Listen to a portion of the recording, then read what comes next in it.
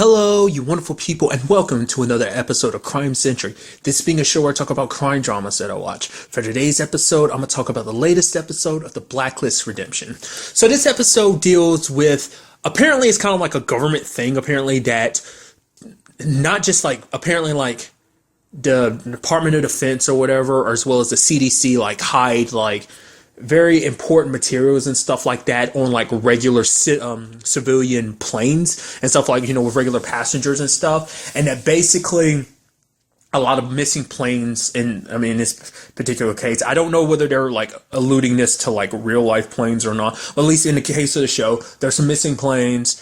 And basically these planes made it look like they were just accidents because these planes just disappeared. But these planes were brought down on purpose because they were holding some of this sensitive material.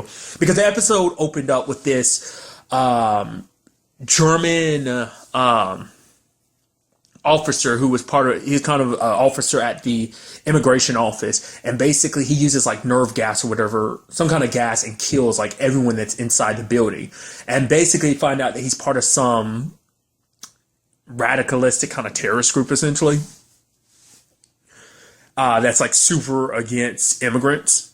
I thought that was going to be the main focus of the episode, but it's like that was just the catalyst of finding out like, that basically all these materials that were stolen were basically given to bad people. In this particular case, this legitimate like terrorist group, as well as other very bad people. And so basically Tom and Solomon are to be on a plane that kind of like the next target is this particular plane.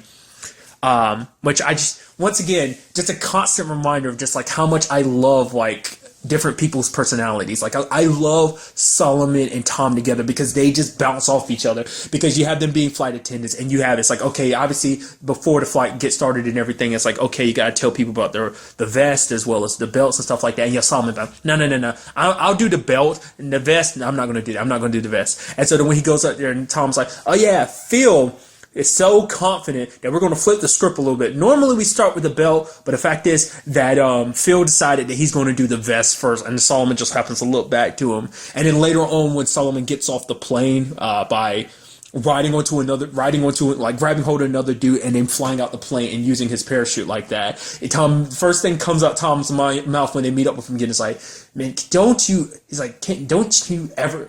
you not die? And he's like, now that you mention it, no, I can't. Because it's just like thing after thing Solomon does. He just ends up getting away from it. So, but I'll kind of get back to Solomon because we learned some interesting things about him, but kind of making back to the main focus of the episode. It turns out that basically it was like a group of people. They were basically part of, I think, the Marines or special, whatever the case may be. They were in the military together. Basically, they're a team of thieves. Basically, they've done this repeatedly. Like, I didn't catch this from the episode, but, maybe I just missed it. I'm guessing that they're the ones that have been hijacking all the planes. Because he's like, we don't really know. Like, because I was like, why would they do, like... Because I was thinking, like, the whole point was to find someone higher up who was doing all this, that someone's bankrolling them. But it's like, no, they're a group of thieves. They've been stealing all this stuff and selling it probably to the highest bidder. And they went on this plane for one particular thing. Well, it wasn't even a thing. It turns out to be a woman named Jennifer. Now, at first, the thing is, what's so important about Jennifer, at least the government wants to know, is that she's actually a deep cover asset, because she's supposed to be taken in as the translator of, like, some big-time drug dealer dude. So she was going to be their inside source to, helping take this guy down. But now she got kidnapped. So it's like, okay, so what's this all about then? It turns out they want her for, like, basically she knows the location of some blueprints to some kind of missile system or something like that. At least that's what they're being told. Because at first it's kind of like, it seems like some dude that's part of the team, his name is Alden. It seems like he knows Jennifer, but he's making it seem like he doesn't. So it's like, okay, what's that all about?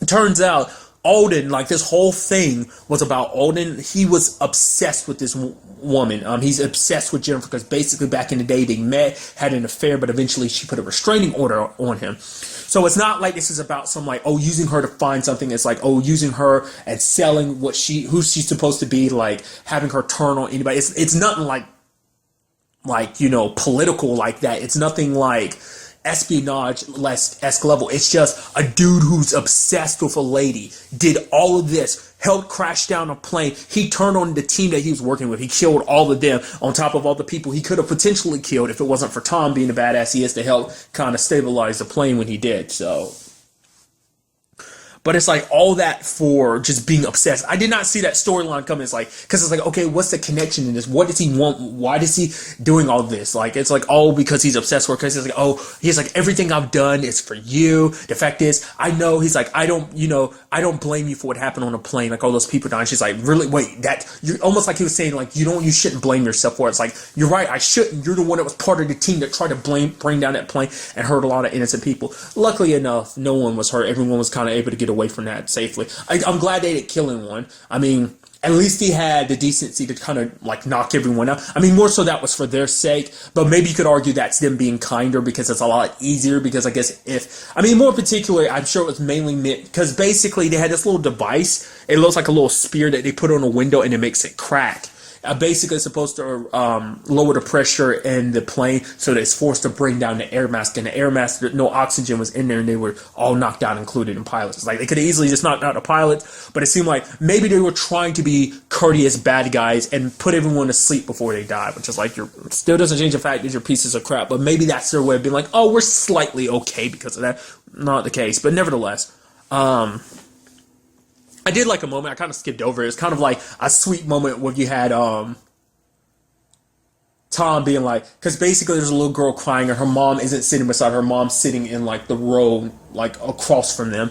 And she's like, Tom is like, hey, whoever moves first, I'm going to give them a whole bunch of drinks and stuff. And the guy's like, he's like, oh yeah, I wish I'd moved sooner, which is interesting considering who it is. The guy is one of the bad guys. I guess the reason why he picked that particular seat is like he could have easily moved sooner, but I'm guessing it was more so like if he had moved, he didn't want to draw too much attention between him and the other people, so he wanted to make sure that they were all like in specific seats, maybe specifically a certain distance away so it wouldn't draw attention to themselves, because if they sat near each other it looked a little suspicious. I don't know, maybe that was just him being careful just in case anyone in particular was on a plane, like a marshal or somebody was looking for something. So that's how I chalked that up. So, but overall, that's just like the main part of the episode, kind of right there in a nutshell. But another part of the episode, well, I brought it up earlier, and I'm going to tag back to it. I was just about to move on, but I just remember.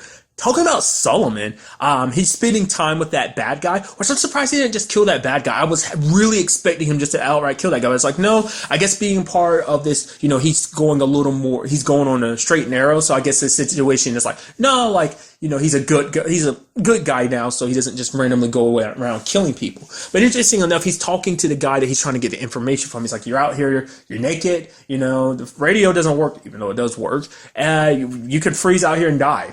It's like basically telling a story about basically him and his mom. The fact is that him and his mom, like his family had it rough. His mom had to choose between food or heat because she couldn't pay for both at the time. Basically, eventually she got to the point she had to pay for a loan shark because at one point she chose food over heat. It led to a situation where Solomon ended up losing 2 of his toes from like frostbite. He was like, hand to God, lost him to frostbite in that apartment. And so his mom got like a loan shark, basically like a crazy amount of interest on it, and she couldn't keep up with the payments. But Solomon, being who he was, like didn't want to, so his mom would never have to be in that situation again. He killed that loan shark.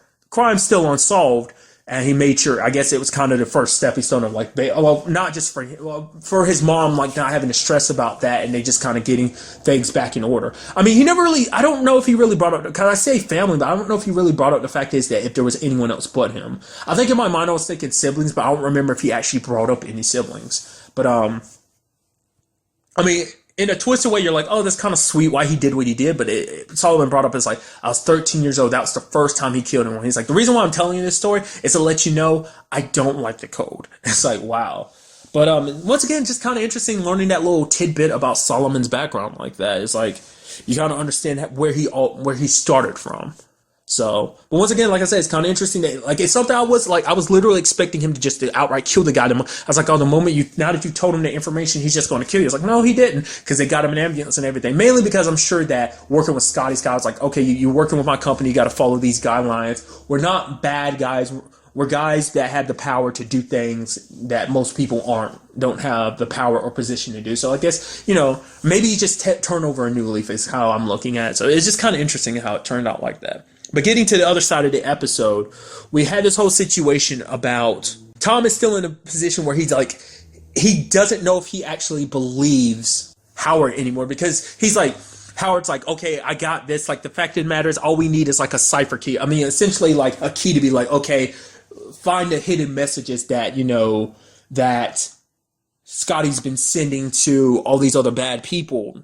Or at least the people on her team that she's brought over to her side. The people who are no longer loyal to Howard at the very least. Which, like, Tom is still in that position where it's like, I don't know. Like, the more time he spends here, he's thinking like the more crazier Howard looks, and the more like caring and true to herself that Scotty is. And for him, he's like, okay, if this whole thing doesn't pan out, if there is no conspiracy, if you're just actually being a little crazy, I'm going to go tell Scotty the truth. So I'll help you out with this to see if there is some conspiracy. And if there is, cool, I'll continue working with it. But if not, I'm going to Scotty and tell her who I really am. Which to me, I'm like, you got to admit, yes, your dad doesn't seem all there, but once again, he's not the only one that told Tom never to tell Scotty who he really is. Even Reddington does it. And granted, yes, Reddington has a lot of secrets, but Reddington never lies. He might manipulate people. He may withhold information, but when he tells someone something, he does not lie, especially when it comes to you, because the fact of the matter is, lying to you is the same thing as lying to Liz in his book. But he told him explicitly, don't tell Scotty who you really are, because the fact is, you will never really know the truth. So it's like, yes, your dad might be questionable, but it's like the same. I guess for him, it's like Reddington's very questionable too. So it's like two questionable sources, but at the same time, even though they're very questionable people, the fact is there are two people saying don't trust Scotty and being in the positions that they are, it's like, I don't know. Because interestingly enough, you had that whole position where Scotty was actually bringing up Whitehall in a conversation with Trevor, basically being like, oh yeah, the fact is I found out about Whitehall, and then I had this whole situation where Howard,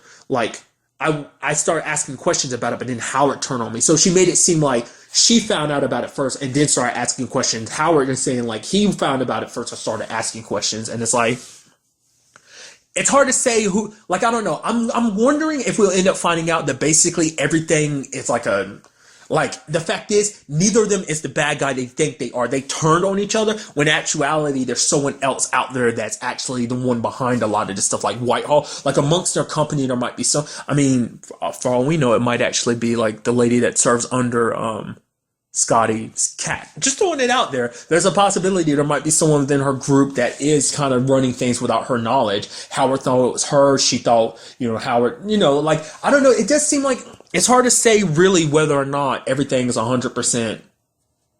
I don't know. We really have to wait to see things kind of further out. But obviously Tom ended up getting the information. He ended up getting the key they needed to the keyword to kind of figure out the messages, but it didn't work, making Howard just look more crazy. So Tom wouldn't tell her the truth. But fortunately, the Solomon thing came up before he could tell her the truth.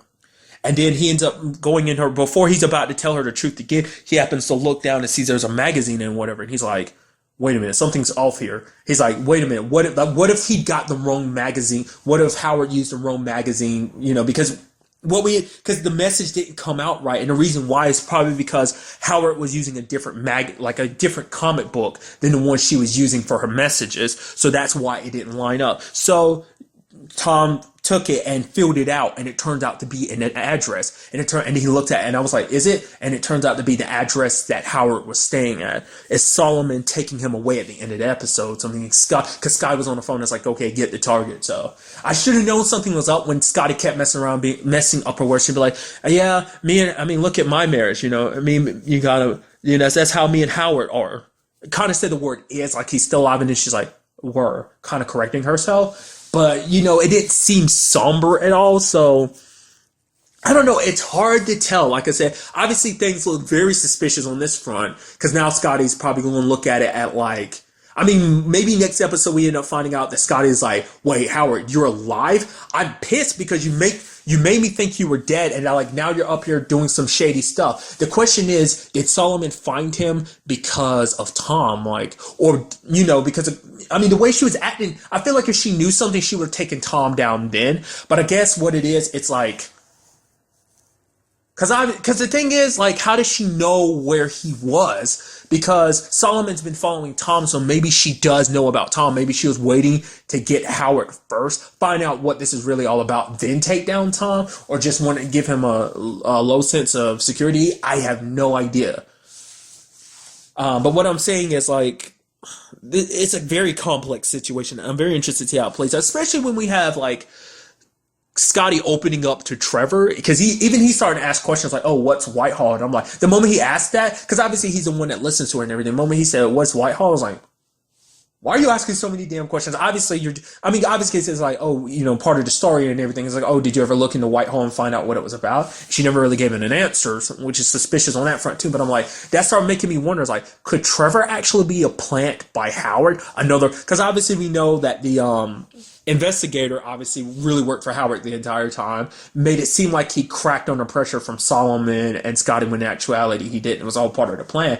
What if Trevor's a part of that too? Because now he's being welcomed into Scotty's inner circle, because she's like basically bringing him on full time. He has to find like sign a non-disclosure and stuff like that. Kind of basically, even Kat's like, "Oh, welcome to my world," which is like, once again, that's kind of interesting seeing where they stand now. The fact is that she actually knows his real name. They probably had a moment. I don't know whether anything else happened besides that, but at very least it seemed like they were going to go on a date or something like that, but had to get canceled for Scotty's sake. So it seems like there's something there. It's going to be definitely interesting going forward if Trevor's around full time. But then it's like, I don't know, like, you could argue, yes, Scotty's being with him just because she's lonely, but at the same time, it could be like a lot more to it. Maybe it's just like, oh, she's having to live this lie so much. It's like with the situation with Independence from that episode, how like, it's like you live a lie long enough and it starts to kind of take its toll on you, so you need somebody to talk to. So in this particular case, she's getting Trevor,